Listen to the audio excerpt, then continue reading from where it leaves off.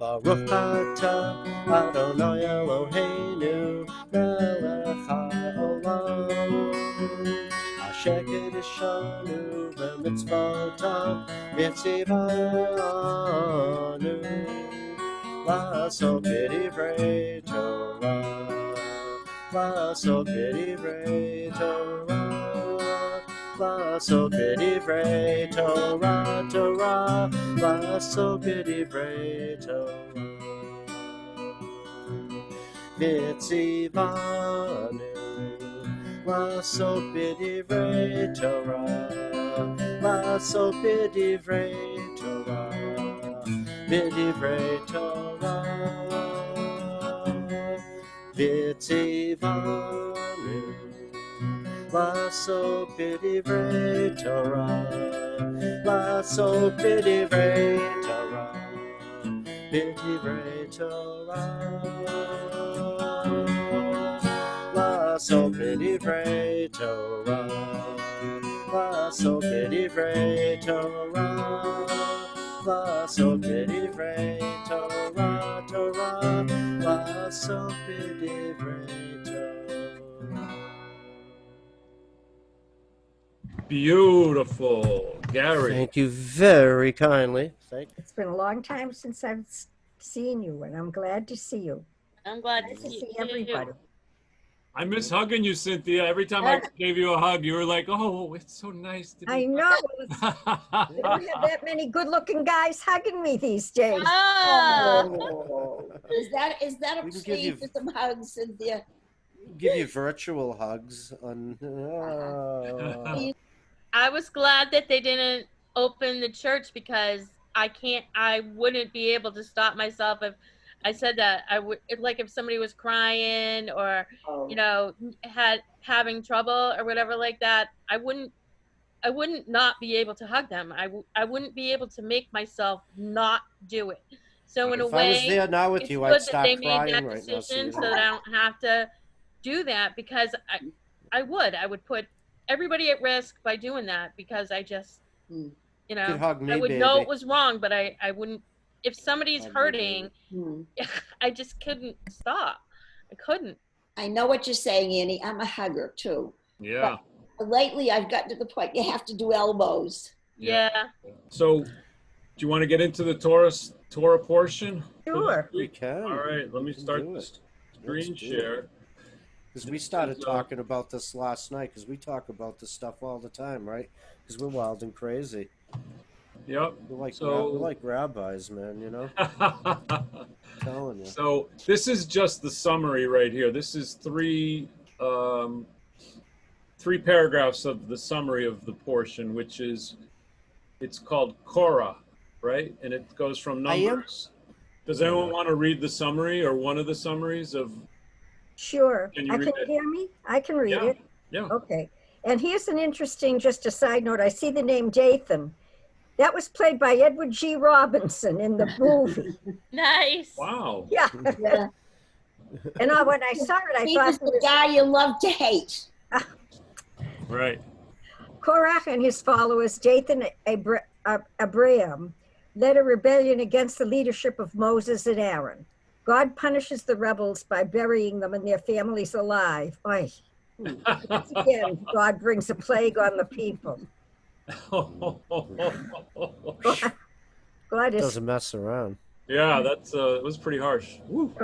The chief of each tribe deposits his staff inside the tent of meeting.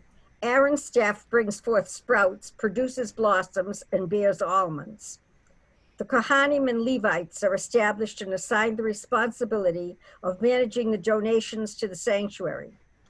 All of the firstborn offerings shall go to the priests, and all the tithes are designated for the Levites in return for the services they perform. You know, this is not a God of love that they're showing me. It's a little tough love, I think, this week.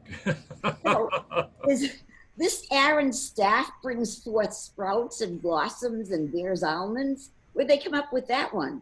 I'd love to see it.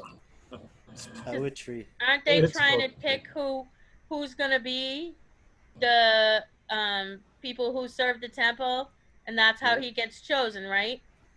Yeah, but this is like a magic thing, like Merlin or something, you know. Yeah. Yeah.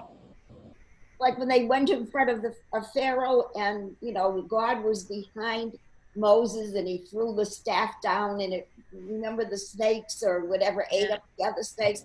But this is so specific in terms of what this is, and all these other people had staffs and they didn't do anything. Is that it? I think so. It's just It's like Aaron's staff. it's like the signs, like Jesus, like with healing and stuff, Yeah. like, you know. Hmm. It's just like the signs that, you know, it's just like with all the plagues. Like, was it really? It wasn't just like the not just to show, like, to punish like the Egyptians, but it was to show the Israelites too, like God's power. Hmm. I think, you know, it seems like it to me. I don't know. Right. I think there's a couple of things going on here, and Gary mentioned it last night. So the first paragraph, it's very specific if you look at the real full text, because Moses is he's a beautiful leader in the sense that he's very like Gary said. What did you say last night? When Korach confronts Moses, he's like, "What do you know? What do you got? Why are you the leader? Why are you?" Right. He's like, why do you put yourself above? You know, God is part of all of, like, God is within all of us. Like, we're all, why do you put yourself up where you, like, above Right. us? And first of all, like, as we know, Moses didn't put himself up anywhere. He didn't go to God and say, hey, I want to lead the children of Israel out of Egypt. Let me go talk to Pharaoh. Right. You know, he right, was reluctant, right? right. But Moses' response to him, this is my favoriteest part of the whole portion. Just this little thing. I think I might have talked about this before in years past, but Yeah. is Moses' response is, it says I'm he gonna fell go on his face. Yeah. It said I that he put that on the screen right there. It's verse 4. Yeah, it said that he Moses fell on his face. fell on his face. And like, you think about what does, like, all of that mean? Like, it has so much. It's like, you know, thinking before you respond to something. Mhm. You know, like, he could have got up and said, "Hey, what are you talking about?" And you know, shut the bleep up, you know, or I'll kick you. Right. You know what I mean? Right. Right. But Right. it's like he, you know, and we don't know how long. You know, he fell on his face, whether it was for 2 seconds or whether it was for 20 minutes or whatever. We don't know. But Right. Right. it's the fact that there was a pause in between the time he thought before he responded. Mhm. And it's important because it shows that you have to listen to what everyone has to say, because God's message can come from any source, even from somebody that's a bad person. Can be delivering God's message to you. Like, a stop clock is right twice a day, right? Mhm. A very unlikely source could be passing God's message on to you.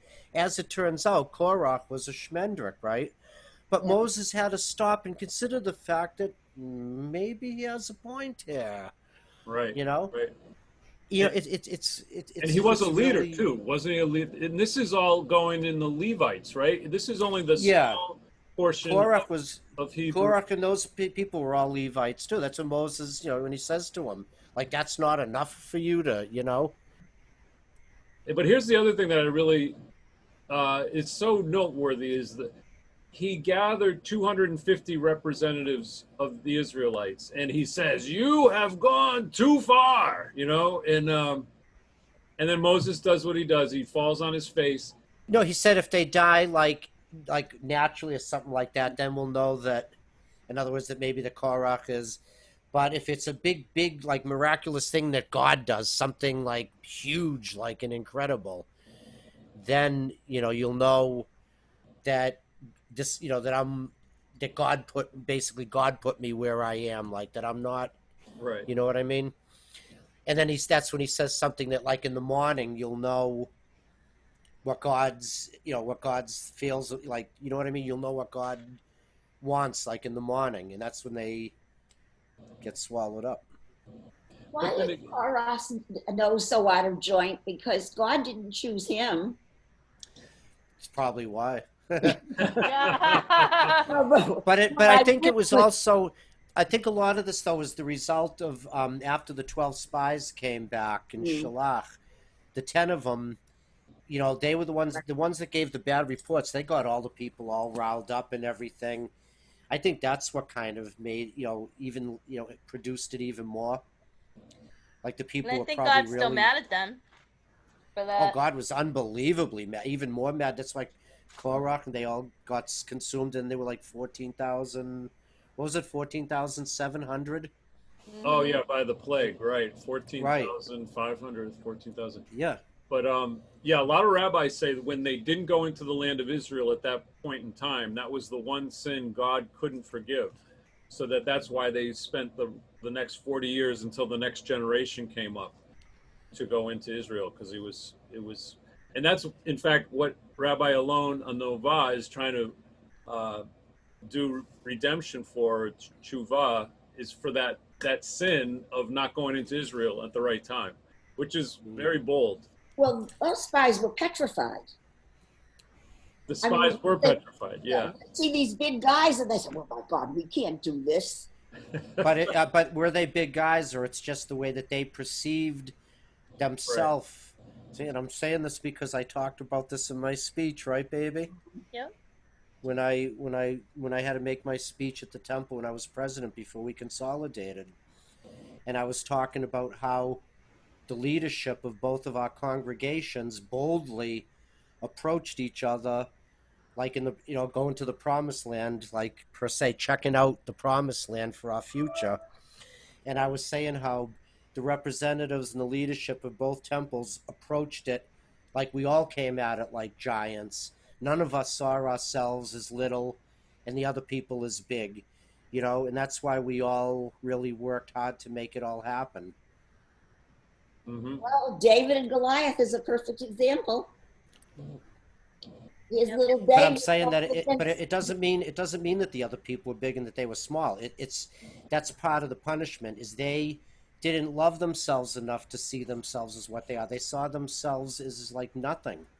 It's like it's a lack of self-respect or not even having enough self-love to appreciate you know what I mean, seeing yourself as something inferior to somebody else, making an assumption.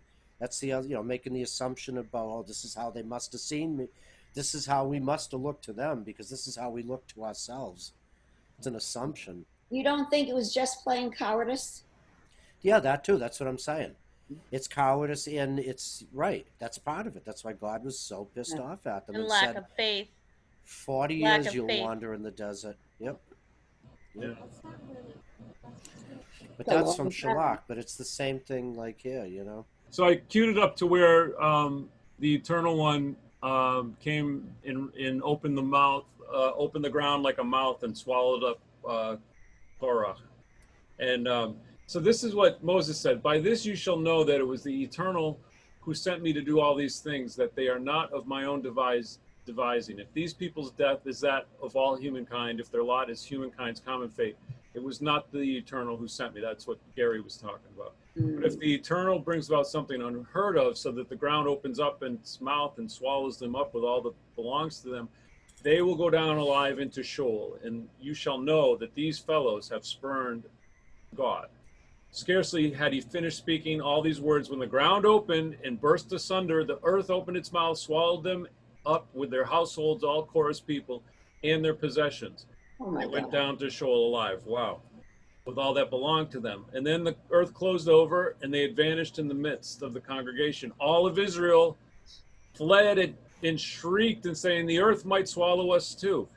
And then there came a plague, right? And now this is really good too, about how Aaron and Moses are really the caretakers of this huge community, because they stopped the plague. They have this.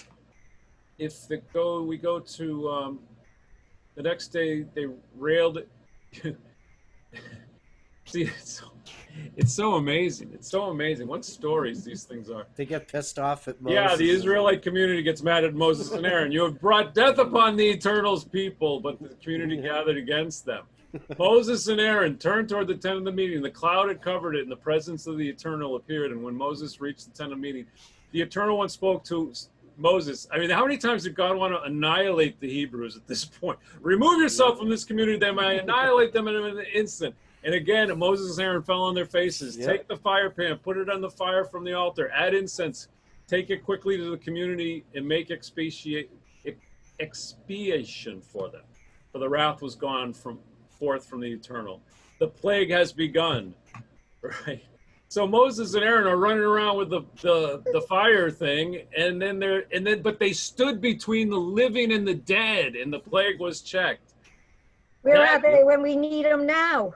Well, that's what we see. To me, this is the beauty of the whole Torah, is that these are like living examples to us all. We all can do what Moses and Aaron do. We can stand between the living and the dead if we so choose. And that's a brave thing that they're doing. You know, they did, and then those who died of the plague came to 14,700. Oh, and they're doing this while they're getting blamed for it too. This is like COVID-19. There you go. And who's going to be standing up between the living and the dead? Who could do it? I don't know. Us. Anyone? Yeah, why not? Why not? Why not? Absolutely. Remember the argument with Sodom and Gomorrah, with that trying to reason with God, and if you saw 50 people that are good, we won't get rid of them. Remember that, but they don't have anybody speaking for them. Out of those 250 people, they all can't be bad. That's a really good question, Myrna, because Moses does ask him like that. He asks God like just almost similar to what Abraham asked God early on. Yeah, he says, "Would you destroy for?" Yes. Like Where is it? for the good people? Yeah, that's very similar. Yes. Yeah. Where was it? It was at the end of one of these. Tomorrow you and your company. There it is. Stand back. That's it. Before God wanted to take out the whole community in the beginning in verse 20. And the Eternal One spoke to Moses and said, "Stand back from this community that I may annihilate them in an instant." And then Moses and Aaron fell on their face and said, "Oh God, source of breath of all flesh, when one member sins, will you be wrathful with the whole community?" This is the same kind of thing. It's the same. Yeah, it's similar. Yeah, but you kind of like if like those 250 were like Korah's supporters, like it's Right. like you're an accessory to And I always go back to how important this time period is for the Jews, yes, but for all humanity. It's like this is like God has put all his trust in this one group of people. And it's like, I mean, it's funny because Alba and I started reading the Bible, the Christian Bible, from the beginning, and sometimes we fall asleep, but we were just reading about Noah, and it's always the same kind of churning thing. Like if people don't come back to my love, I get mad, and I get angry. I sometimes get fed up, and then all hell breaks loose in a lot of ways, And I mean, I say it with a smile, but I know it's like it's a loving concept in a lot of ways, because it's like we should be growing in his faithfulness and his love, and instead of ignoring it, God and the Creator, and ignoring all the things that God gives to us every day. Mike, can you raise that a little bit so we can see? I wanted to read the rest of 28, when it said, when Moses says that it's not me, it's the Eternal who's sent me to do these things. All right. He sent me, by those you shall know that it was the Eternal who sent me to do all those things. They are not of my own device. Did you see the movie with, I think it was John Travolta, and I forget who was the female role, and he's killed, and he's trying to help her, and she's making pottery. Do you remember that movie? Yeah, that was Patrick Swayze. That Patrick was Ghost. Swayze, it's Ghost. Oh, Ghost. Demi Moore. Well, remember at one point the ground opens up and all those awful people disappear? Yeah. That's what I'm thinking of. Yeah. I can see that same scene, that all those bad people disappear below. It's like that book you told me to read, Mike. It's the same feeling, like that. Oh yeah. Almost like the evil is kind of like alive, Oh yeah, I gave that one to Myrna too. Remember that book, Myrna? Oh, that was very emotional. Yeah, it was a deep. That's a. I gave that to a Congregationalist to read. Oh But yeah. I have to tell I you, Descent into Death by Howard Storm. but you're right. When they start talking, I mean, it's a Yeah. similar kind of thing. Yeah. I mean, and that's the whole thing too. Like we always talk about how the world is set up a certain way. It has gravity, so when you fall off a building, you know gravity. I mean, there's so many things that kind of are already put in place, and it's our will that either is going to go toward God or away from God. It's almost like, it's because just using that book as an example, the book of the name of the book was My Descent into Death by Howard Storm. His whole life he was a big atheist, and it wasn't just so much that he was an atheist. It was more like he just really had it out for God. Like anybody who believes in God is a loser and is weak, and I don't see it, I don't believe it. And it was almost like he was seething with this wrath, and I don't see it as like God punishing him, more that he was just, that's his path that he chose to take. And he ended up in a really dark place when he died suddenly because of a medical problem. And he ended up in a very dark, disturbing place. But it wasn't so much, I don't think it was just so much like God commanded him to go there. He brought himself there in his own admission, it was, I don't know.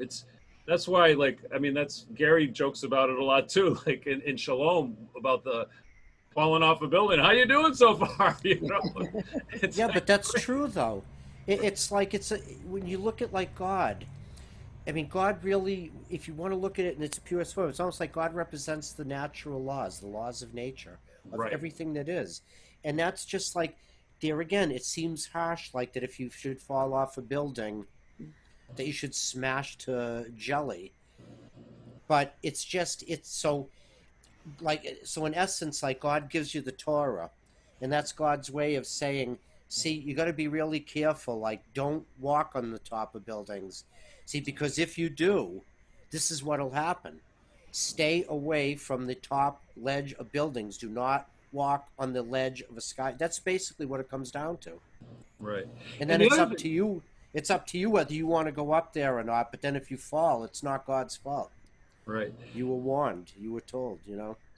It's interesting how we're picking on this and saying, well, not all those people are evil. They just sort of happen to be part of this whole group. So I was just thinking of like a situation like with 9/11. How many of those people were killed that day, and how many of them were really very helpful, wonderful people? Unfortunately, they were gone too. I mean, this is sometimes, I guess, you can't pick and choose. right, Am I making sense? It bothers me when I think about it. But then again, there are several people who were supposed to go, and for some unknown reason, whether somebody was sick or something, and they had to back out. right. And so they were spared. Was that ordained or destined? I mean, you just wonder. It is a mystery, right? Yeah, it's a mystery. We I don't know. remember reading about a guy that morning that had a brand new Mercedes, and it broke down on the way to work, so he never got to the Twin Towers. I mean, can you imagine that? No. But he was Can lucky. you imagine? Yeah. Yeah, but I'm saying not just a piece of Hazarai. The guy had a Mercedes, and it broke down, so he didn't get to work. Yeah. Oh, And you have to be careful. I think the warning there is to be careful whose company you keep, because you are known by, you know what I mean? If you associate with people who don't believe and who, challenge God's authority all the time and try to, bring other people down, or, they're really not, they don't go about it the right way. They don't ask God. They challenge Moses and Aaron directly, and they, make a confrontation, and they try to overthrow them, kind of thing. They're conspiring behind their backs.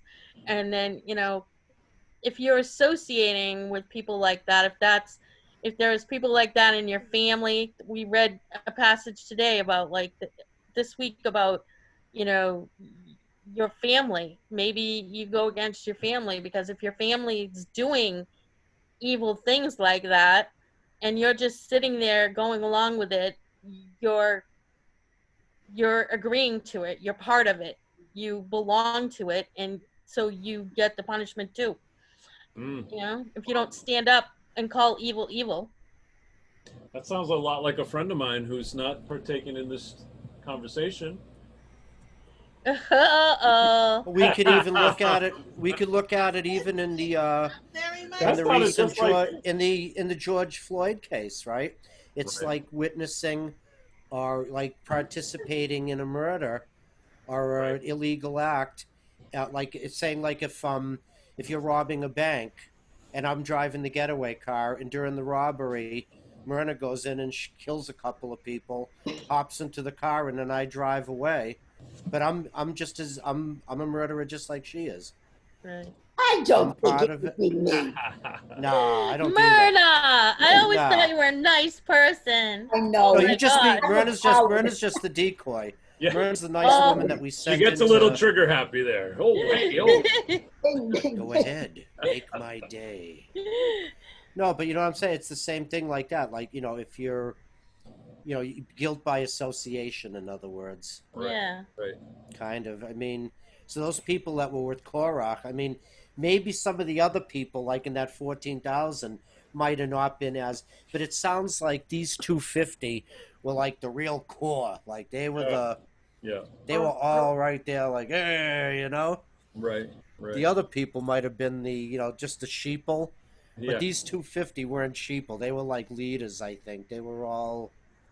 I think you're right. Yeah, I Yeah. agree with that. I agree with that. Yeah, they were. I mean, because it was the priestly class of people. I got a bug in here, but Did you figure out of 14,700 people, only 250? It's just, it's the small little. Yeah. That's that was the group, you know? right. But then And they God had- said, and they- I and went they- the hell of it. And Yeah. throw in a few extra to make my point. But you know, to life, right? Life is everlasting. You know, even if people die one day, they'll go and live another day. You know. Yep. They'll be back. Which could I be always think about. Do you remember? I don't know, at Barbara Brown's funeral, her grandson, isn't he like a Hasidic rabbi or whatever, or he's studying to be or whatever, and he was talking about too how he says like he doesn't like the word dead. You like when he was talking about how his grandmother passed. Oh. Because like, you know, you just keep going from one dimension to the other. It never really ends, you know. You use Yeah. the word dead, and really all you're talking about with dead is just your physical body, Yes. you know. Yeah. Exactly. Exactly. But everything just keeps on moving around, you know. And goes back to that book, because that's what that guy felt like was going to happen to him when he died. Oh, if I die, there'll be no more existence. I won't exist. I won't do anything. And you know, and his whole thing in life was, if I could be the greatest artist, then people will always remember me, and that's how I'll have eternal life, is to be remembered as a great artist, which he never really was, even before his near-death experience, and even after he's doing art, but he doesn't have the same kind of ego about it, you know. Like that picture behind you will be really valuable. Oh when yeah, I'm pro. it's already huge. Look at all the women Yeah. want to know. They want to get a copy Oh, of man. it. Cynthia, I think something's coming this Hanukkah for you. You better get ready, and maybe Myrna too. We don't know. You are the groundbreakers to this great little Torah. I love the way you look in front of it. That is so cool. That is the best. know, That is in that the book, best. Those creatures that try to tempt him, like Yeah. the harpies, it seems like most of these stories, like the one that I was talking about with Patrick Swayze, you're right. When the earth opens up and all those creatures come out and everybody disappears. I mean, this is a similar theme that keeps being repeated over and over again. That guy in that book woke up in time. Yes, he called out. He called His out. MO. Do you remember how he did it too? He said that he said that it was almost a voice that wasn't his voice, and Right. this voice said, call out to Right. God, pray, call out to God. And he was kind of arguing with the voice, going, why do I need to call out to God? That's kind of silly. But then he started doing the Star Spangled Banner, God Bless America, Psalm 23. but that was enough to turn the Turn the tide, right? As unusual as that sounds, doesn't that sound unusual to us? It sounds so bizarre. Like, it sounds almost so simple. Like, what? Just that? But it's so hard for some people to do. I know, like 20 years ago, that would have been very hard for me to do, to Really? grasp that. Yeah, I was very far away. I was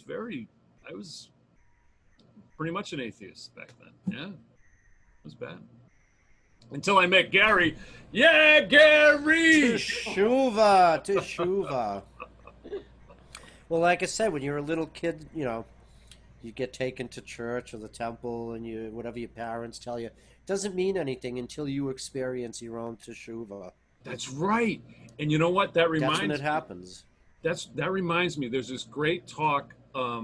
If if um, if you look up Martin Luther King Jr.'s speeches, because there's maybe like 10 or so online, and they're just the audio portions of a lot of them. But there's one speech that he gave, and he talked specifically about his own faith experience while he's doing all this civil rights stuff, and someone threatens his life over the phone, and and it's like midnight or 1 a.m, and he's completely fearful of his wife, his family, of his children.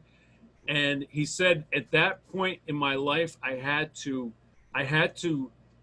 devise my own faith, because he called it, like, his faith up until that point was like an inherited faith, because his father was a preacher, his grandfather was a preacher, and he was shook to the core. And that's the thing. Like, I was, and the name of the talk that he gave it's about the one of the Christian Gospels. It was called, it's online. If you just look up "Why Jesus Called a Man a Fool" by Martin Luther King Jr. Why Jesus called a man a fool. And it's not so much about Jesus, but it's about Martin Luther King Jr.'s almost conversion, it was like a wake-up call for him, even like in the midst of all that turmoil with the civil rights movement. And to see that this guy, who I always thought had this most amazing faith, but for him to be shaken to the core, and to have to re-energize himself, or just start, like, it was almost like everything got flattened out and he had to rebuild his faith. Like, this, who is it that I believe in? What is it that I believe in? He had to really answer that for himself, you know. And I should send it maybe next week. I'll send the link next week, because it's the most fascinating. I mean, when I first heard it, because I had heard a couple of these talks by Martin Luther King, and they're long talks. He like, you think Rabbi Alone, actually Rabbi Alone still does, like, he does 3 times as much as Martin Luther King. But Martin didn't do like a 45-minute intro, right? Yeah, exactly. That was about, like, Martin Luther King would do about right 45 minutes of preaching, 45 minutes of straight preaching, which is a long sermon. That would be very long in our church, because our church is more like 10, 15 minutes, and then we gotta go. But anyway, but that is worth every second of your time to listen to that, because it's so incredible. Because you know, you just think Martin Luther King Jr., yeah, of course, he's the greatest guy ever, and he did this. But to hear him talk about how frightened he was, and how he really had to find God in that moment, you know, it really is always about, like, just finding the essence of our source, you know, the source of all our lives. Sometimes it takes that type of experience to get to that point of teshuva, but not, like, it doesn't always necessarily, you know. Sometimes you just come back at a certain time and it makes more sense and means more. Like in my case, it was, you know, like, I was more religious when I was little. Then I rebelled against everything as a teenager. I was just, you know, totally like an atheist, you know, godless. Right. And then, you know, you come back when you're like in my early 30s, and then it's like, wow, it's like totally different now. You just see things that are so, like, when I was a little kid, like, I'd hear him reading the Torah, and it didn't mean much to me, you know. You listen to all these stories and stuff, like, yeah, I don't know, what does it mean, you know. You get older and you start understanding it more, and then you realize that all of life's meaning is right there. It's like everything is there. Hallelujah. Absolutely. You know, and not in a complicated way either. Right. It's very simple, and it is about, I think for me anyway, it was about removing that ego and saying, how could I work with the source of all creation? How could I have a relationship with that source of all creation? You're But part also, of the source of all creation. right, to have that and to know that I'm part of it, but also I'm sort of my own person as well. And but then that's where life, I find, gets really magical, because then it's like, what's next after I didn't have to worry about as many things. That's the first thing I think. You don't have, you feel like you don't have to worry about as many things. Like I remember thinking whatever, I needed X amount for retirement and this an amount for this, and it's like after a while you just go, I don't think I need to worry about that stuff. It's going to be provided. Once we're working together. It's like, wow. Manna from heaven, baby. But that's the other thing too. Like all of this Torah study, you have to think. I always think about the end result. The end result is God's bringing the Hebrews into the Promised Land. It's like, that, which to me is the whole essence of everyone's life, right? It's like, okay, just bear with God. It's going to take some time, but eventually, each one of us will get to our own Promised Land. Eventually, somehow, some way. It's just that matter of, try, fail. Yeah, pick yourself up, move along. Yeah, and then, but the end result, and hopefully it doesn't, you don't have to end, it doesn't have to be at the end of your life, but maybe in the middle somewhere, or, wherever. But there's something that switches, once we're all on board, like, oh, I get it. And I mean, maybe that's the problem with our world today, that we need that switch to come in, because we're this way and we're all like, this person, I don't want to deal with, all these issues that we're facing. But we're facing issues. I mean, this is unprecedented. This is a great time. Tough as nails, baby. We could take it. God doesn't give you more than you can handle. We are tough as nails. Yeah. Especially Myrna. When I'm not Myrna so learns sure Taekwondo, anybody tries to steal her shit, she'll break them into a million Yeah, pieces. Myrna, she's the one. No, I was just going to say that God doesn't give, it only gives you what you can handle. I don't subscribe to that. No. No, I know. No, I really Well, don't. Because I've heard. Did you ever read when bad things happen to good people? Why can't I remember his name? The rabbi who he lost his son to agoraphobia. Kushner? No.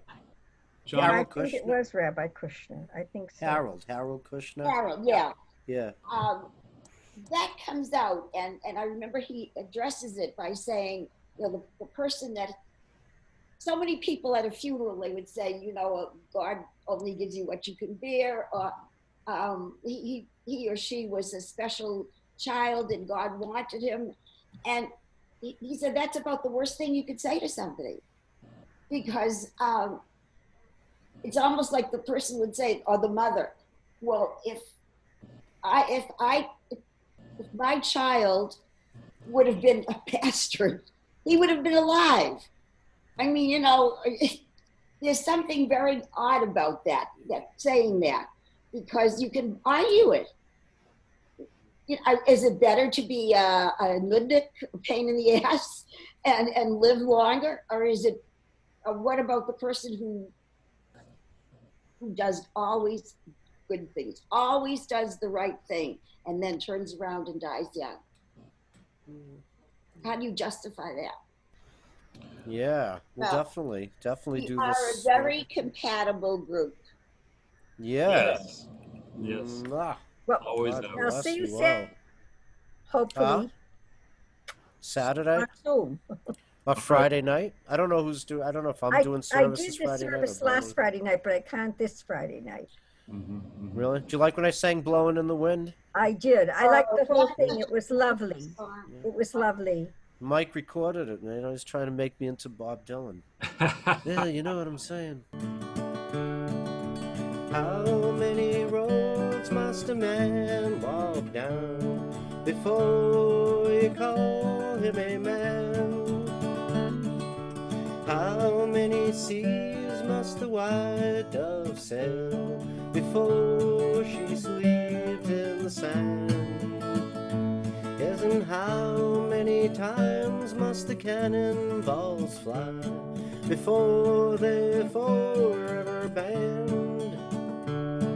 The answer, my friend, is blowing in the wind. The answer